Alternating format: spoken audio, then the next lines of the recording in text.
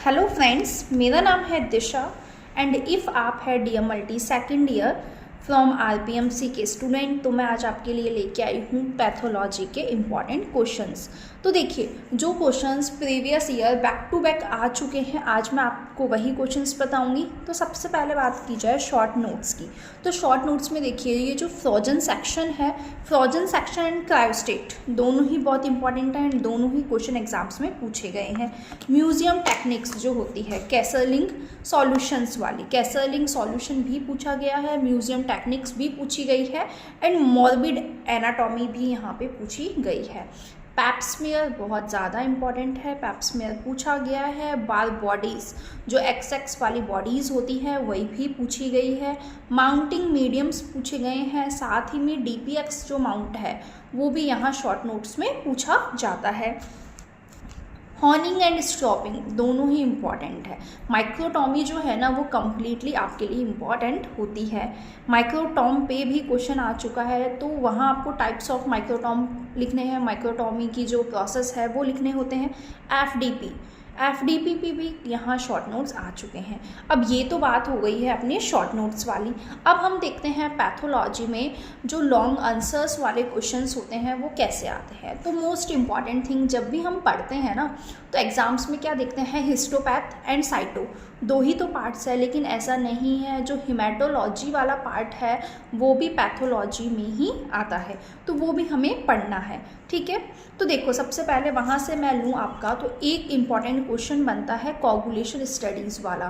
Coagulation का cascade, bleeding disorder वाले test, कौन कौन से डिसऑर्डर्स होते हैं एंड साथ ही में BT, CT, PT, APTT, ये सब आपको पता होने चाहिए।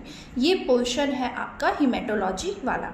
अब बात की जाए हिस्टोपैथ एंड साइटोपैथ की, तो पैथोलॉजी क्या होती है वो इम्पॉर्टेंट है, प्रिंसिपल्स इम्पॉर्टेंट है एंड जो प्रोसेस होते हैं जैसे कि वहाँ पर डिहाइड्रेशन होता है, इम्प्रिग्नेशन होता है, इम्बेडिंग होती है, ये सभी प्रोसेस आपका लॉन्ग आंसर में आ सकता है। टिश्यू प्रोसेसिंग एंड उसकी जितनी भी स्टेजेस होती है वो, एंड जो स्टेनिंग है, एटलीस्ट आपको स्टेनिंग के नाम तो पता होने चाहिए।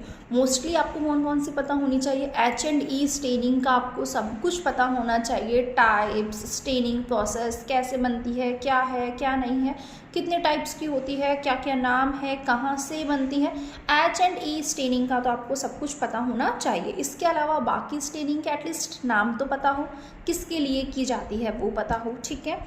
ये हमें अभी पता होनी चाहिए।